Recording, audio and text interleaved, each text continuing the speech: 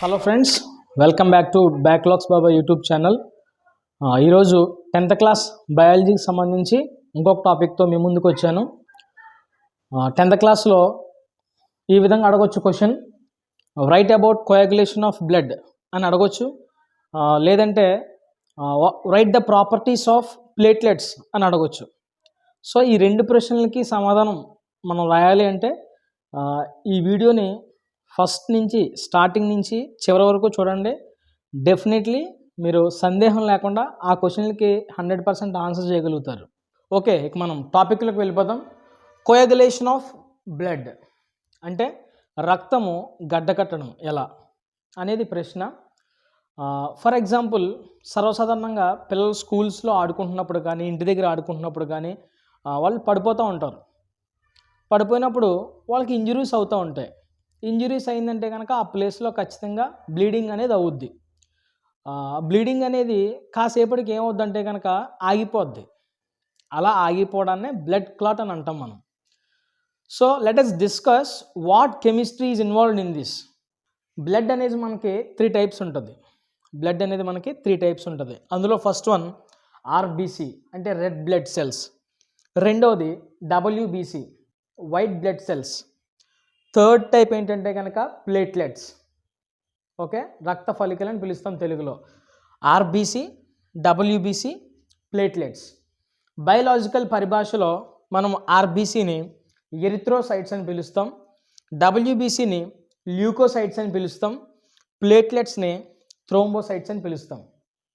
Okay, సర్వసాధారణంగా మనకి injury అవుతుంది పిల్లలకి కానీ పెద్దవాళ్ళకి కానీ బ్లడ్ బ్లీడింగ్ అవుతూ ఉంటుంది, కాసేపటికి ఆగిపోద్ది.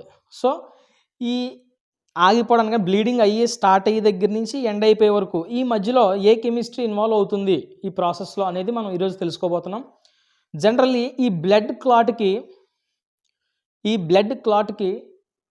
3 to 6 minutes డ్యూరేషన్ ఉంటుంది. అంటే మనకి ఇంజురీ అయిన ఒక 3 నుంచి 6 నిమిషాల లోపల బ్లడ్ అనేది క్లాట్ అవ్వడం జరుగుతుంది. దాని గురించి మనం విపులంగా తర్వాత నేర్చుకుందాం. ఈలోపు మనకి బ్లడ్ అనేది 3 types ఉంటుందని చెప్పాను. దాంట్లో థర్డ్ టైపు ప్లేట్లెట్స్. ఈ ప్లేట్లెట్స్ మనం థ్రోంబోసైట్స్ అని పిలుస్తాం. ఓకే, ఈ ప్లేట్లెట్స్ ఏం చేస్తాయంటే మనకి ఎప్పుడైతే ఇంజురీ అవుతుందో ఈ ఇంజురీ అయిన వెంటనే మనలో ఉన్న ప్లేట్లెట్స్ ఒక ఎంజైమ్ రిలీజ్ చేస్తాయి. ఆ ఎంజైమ్ పేరు థ్రోంబోకైనేజ్. మళ్ళీ చెప్తున్నాను, మనకి బ్లడ్ అనేది 3 types ఉంటాయని చెప్పాను. RBC, WBC, platelets. ఈ థర్డ్ టైప్ అయినటువంటి ప్లేట్లెట్స్ మనకి ఎప్పుడైతే ఇంజురీ అయ్యిందో ఇంజురీ అయిన మరుక్షణము ఒక ఎంజైమ్ని రిలీజ్ చేస్తాయి. ఆ ఎంజైమ్ పేరే థ్రోంబోకైనేజ్. ఇప్పుడు ఈ థ్రోంబోకైనేజ్ ఏం చేస్తుందంటే కనుక బ్లడ్లో ఉండే ఇంకొక సబ్స్టెన్స్ పైన, ఆ సబ్స్టెన్స్ ఏంటంటే కనుక ప్రోథ్రోంబిన్. ఈ ప్రోథ్రోంబిన్ పైన యాక్షన్ చేస్తుంది అనమాట. యాక్షన్ చేసి ఈ ప్రోథ్రోంబిన్ ఎలా కన్వర్ట్ అయిపోద్ది అంటే కనుక చివరికి థ్రోంబిన్గా కన్వర్ట్ అయిపోద్ది. ప్లేట్లెట్స్ రిలీజ్ చేసినటువంటి థ్రోంబోకైనేజ్ ప్రోథ్రోంబిన్ అనే ఒక సబ్స్టెన్స్, బ్లడ్లో ఉండే అనదర్ సబ్స్టెన్స్ని ఎలా మారుస్తుంది? థ్రోంబిన్ కింద మారుస్తుంది. ఎక్కడతో ప్రక్రియ ఆగిపోకుండా మళ్ళీ థ్రోంబిన్ మళ్ళీ బ్లడ్లో ఉండే అనదర్ సబ్స్టెన్స్ ఫైబ్రోనోజిన్ పైన యాక్ట్ చేస్తుంది. ఈ ఫైబ్రోనోజిన్ పైన ఎప్పుడైతే యాక్ట్ చేసిందో ఈ ఫైబ్రోనోజిన్ ఎలా కన్వర్ట్ అయిపోద్ది అంటే కనుక ఫైబ్రిన్ కింద కన్వర్ట్ అయిపోద్ది. ఎప్పుడైతే ఫైబ్రిన్ కింద కన్వర్ట్ అయిపోయిందో ఈ ఫైబ్రిన్ ఫైబర్స్ ఏదైతే ఉన్నాయో అవి బ్లడ్ క్లాట్ అయ్యేలా చేస్తాయి. ఇక్కడ రాశాను, బ్లడ్ క్లాట్ అయ్యేలా చేస్తాయి. So this is the process involved in the coagulation of blood. Platelets థ్రోంబోకైనేజ్ అనే ఎంజైమ్ రిలీజ్ చేస్తాయి. ఆ థ్రోంబోకైనేజ్ అనే ఎంజైమ్ బ్లడ్లో ఉండే ఇంకొక సబ్స్టెన్స్ ప్రోథ్రోంబిన్ని థ్రోంబిన్గా కన్వర్ట్ చేస్తాయి. ఈ థ్రోంబిన్ మళ్ళీ బ్లడ్లో ఉండే అనదర్ సబ్స్టెన్స్ ఫైబ్రోనోజిన్ పైన యాక్ట్ చేస్తాయి.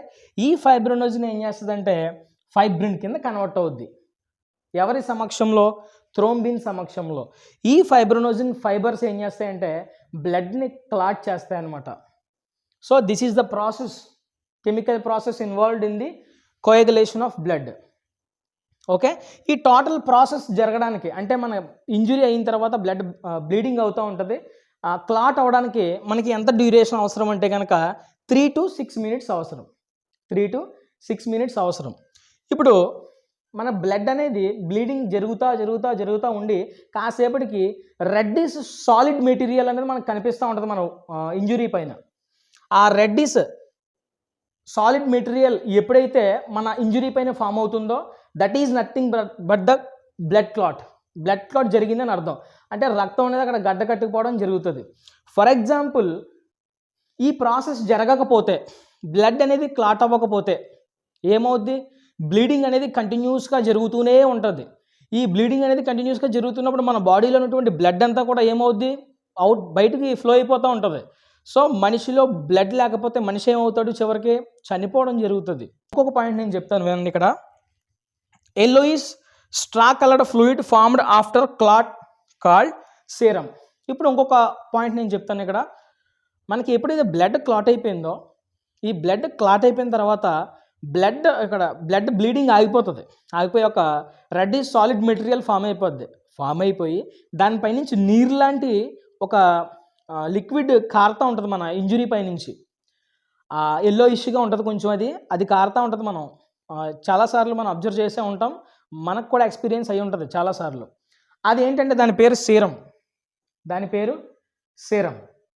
So this is the process involved in the coagulation of blood. Okay, next, what is the relation between vitamin K and blood coagulation? Blood కోయాగులేషన్లో విటమిన్ కే ఎందుకు వచ్చింది ఇక్కడ మనం తెలుసుకుందాం. బ్లడ్ కోయాగులేషన్ ప్రాసెస్ జరగడానికి vitamin K అనేది అవసరం. కొన్ని సందర్భాల్లో విటమిన్ కే అనేది ఎవరిలో అయితే తక్కువ ఉంటుందో, అంటే the deficiency of vitamin K leads to ఏమవుద్దంటే విటమిన్ కే అనేది వాళ్ళు లోపిస్తే ఈ బ్లడ్ క్లాట్ డ్యూరేషన్ కాస్త ఎక్కువ అవుద్ది. 3 to 6 minutes అని చెప్పాను నేను బ్లడ్ కోయాగులేషన్ జరగడానికి టైము. కానీ విటమిన్ కే కనుక వారిలో తక్కువగా ఉంటే ఈ 3 to 6 minutes కాస్త ఇంకా ఎక్కువ అవ్వచ్చు, ఎంతైనా అవ్వచ్చు. ఓకే, అలాగే కొన్ని సందర్భాల్లో ఈ బ్లడ్ అనేది కోయాగులేషన్ అవ్వదు. ఎందుకంటే కనుక కొంతమంది పిల్లలు హీమోఫీలియా అనే ఒక డిసార్డర్తో బాధపడుతూ ఉంటారు. ఈ హీమోఫీలియా అనే డిసార్డర్తో ఎవరైతే బాధపడతారో వాళ్ళలో బ్లడ్ అనేది కోయాగులేషన్ జరగదు. ఎందుకు ఈ హీమోఫీలియాతో ఉండే పిల్లలు పుడతారంటే కనుక దగ్గర సంబంధాలు, క్లోజ్ రిలేటివ్స్ని మ్యారేజ్ చేసుకోవడం, మేనరిక సంబంధాలు చేసుకోవడం వల్ల హీమోఫీలియా అనే జబ్బుతో మన పిల్లలు పుడతారో వారిలో బ్లడ్ అనేది కోయాగులేషన్ జరగదు, సపోర్ట్ చేయదు ప్రాసెస్. అప్పుడు ఏమవుతుంది, మన బ్లడ్ అనేది కంటిన్యూస్గా ఫ్లో అయిపోద్ది బయటికి. So it will leads to death some times. Okay, what is coagulation of blood అడిగినప్పుడు పబ్లిక్ ఎగ్జామినేషన్లో మీరు ఖచ్చితంగా ఇప్పటివరకు జరిగిన ప్రాసెస్ నేను ఏదైతే చెప్పానో అదంతా కూడా మీరు యాజ్ టీజ్ రాస్తే ఖచ్చితంగా ఫుల్ మార్క్స్ పడతాయి. అండ్ ప్లేట్లెట్స్ గురించి రాయమన్నప్పుడు కూడా రాయొచ్చు మీరు, నేను ఇక్కడ చెప్పిన ప్రకారంగా. సో ఇప్పటివరకు జరిగిన క్లాస్ అంతా కూడా నేను విన్నారని అనుకుంటున్నాను. పబ్లిక్ ఎగ్జామినేషన్ చాలా తక్కువ కాలంలో ఉన్నాయి. మీకు వీలైన సందర్భంలో వీడియోని చూసి నేర్చుకోండి. పబ్లిక్ ఎగ్జామినేషన్ మీరు ఓన్గా రాయండి. బాగా ప్రిపేర్ అవ్వండి. Thank you. ఓకే, ఈ వీడియో కనుక మీకు నచ్చినట్లయితే లైక్ చేయండి. మన ఛానల్ని బ్యాక్లాగ్స్ బాబాయ్ అనే ఛానల్ని సబ్స్క్రైబ్ చేయండి. మీ ఫ్రెండ్స్ అందరూ కూడా షేర్ చేయండి. Thank you. See you soon.